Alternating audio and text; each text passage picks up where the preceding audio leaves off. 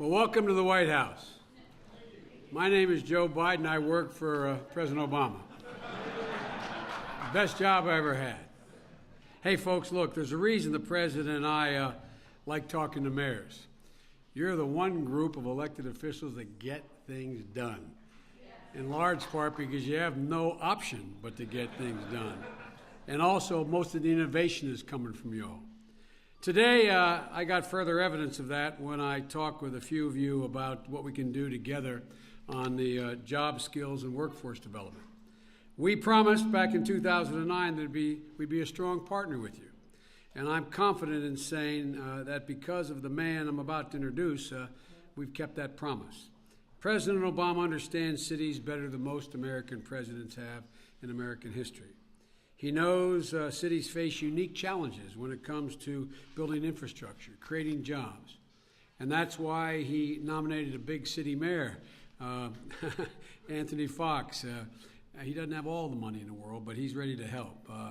And also, I've gotten a chance to work directly with so many of you during the Recovery Act. The only reason it worked, the only reason there was less than 1% waste or fraud, including with our Republican friends who investigated, is because of you.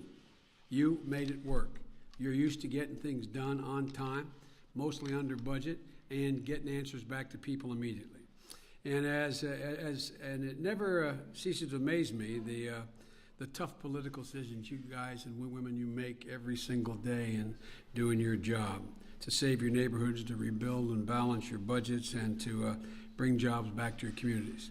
So I'm honored to have you here. We're honored to have you here, and I'm really honored to introduce the best friend the cities have ever had in this White House, President Barack Obama. Thank you. Thank you. Thank you so much. Thank you, everybody. Thank you. Thank you. Thank you so much.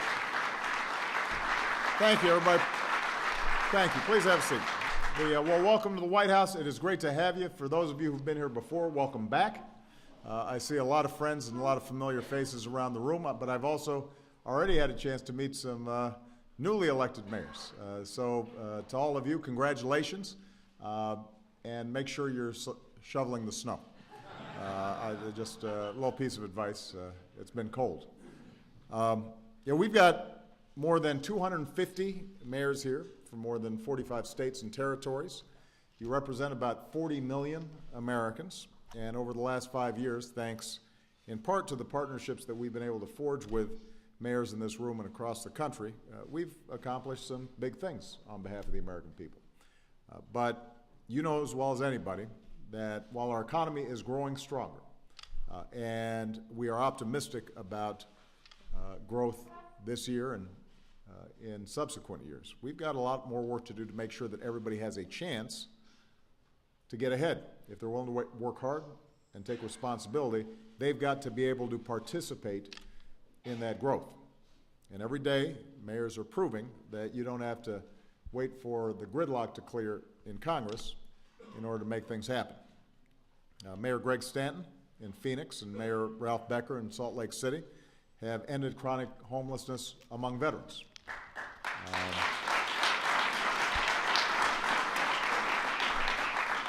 In San Antonio, Mayor Castro has launched an early childhood education program designed to reach more than 22,000 four-year-olds over the next 8 years.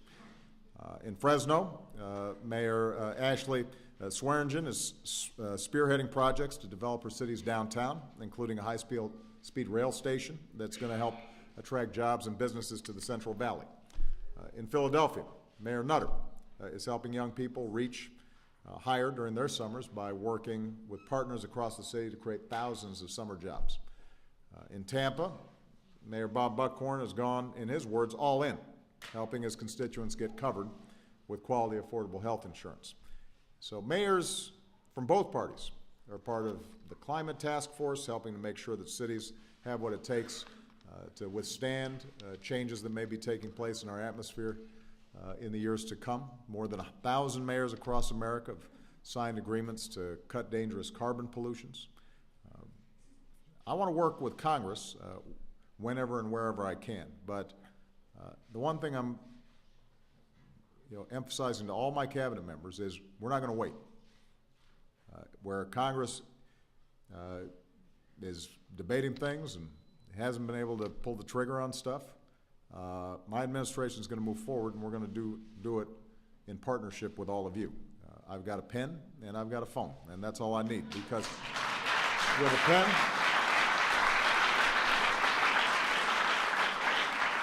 pen I can take executive actions.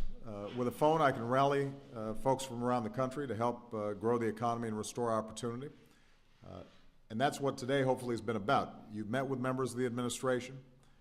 You've gotten to know each other, but also hopefully they've given you some insight into where we see the most promising programs, things that are working, best practices, and we want to cooperate and coordinate with you as effectively as we can to make sure that whatever works is getting out there and hitting the streets and actually having an impact on people's lives. And frankly, there are a lot of things that folks in this town could learn from all of you. And I want to close by personally saying how much it means to me to have you here today. As Joe mentioned, I know a little something about cities. I got my professional career started as somebody working in some of the toughest neighborhoods in Chicago. But I also saw how hard work can transform communities, block by block, neighborhood by neighborhood, and to see the resilience and the strength of people and the incredible vibrancy that cities bring to not just those who live within the boundaries of cities, but entire regions. That's what you understand, and I want to make sure that I've got your back in everything that you do. So I want to say thank you to all of you for making sure that your constituents are well served, but as a consequence, America is well served.